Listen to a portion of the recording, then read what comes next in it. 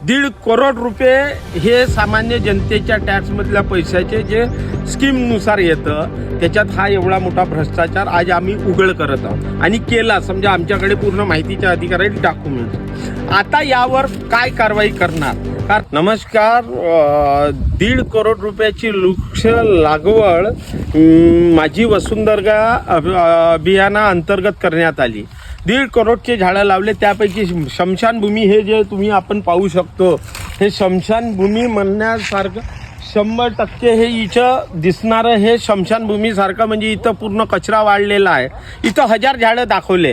या 1000 झाडापैकी इथे या कचऱ्यामध्ये खूप झाले खोदूही काढले तर 100-150 झाडं निघतील. हा एवढा मोठा भ्रष्टाचार उमरेड नगर परिषदमध्ये प्रशासक असताना झाला. प्रशासकमधले ठेकेदार आणि कर्मचारी मिळून हा घोळ केलेला आहे. 1.5 करोड रुपये हे सामान्य जनतेच्या टॅक्समधल्या पैशाचे जे स्कीमनुसार येतं त्याच्यात हा एवढा मोठा भ्रष्टाचार आज आम्ही उघड करत आहोत आणि केला. समजा आमच्याकडे पूर्ण माहितीच्या अधिकाराचे डॉक्युमेंट्स. आता यावर काय कारवाई करणार? कारण आमचे नुकत्याच निवडणुका झाल्या. नगराध्यक्षासोबत 27 नगरसेवक निवडून आले.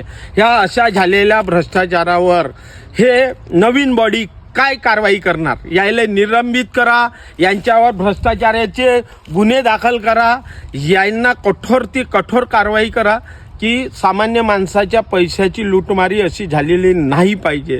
हेच या मागचा उद्देश. धन्यवाद.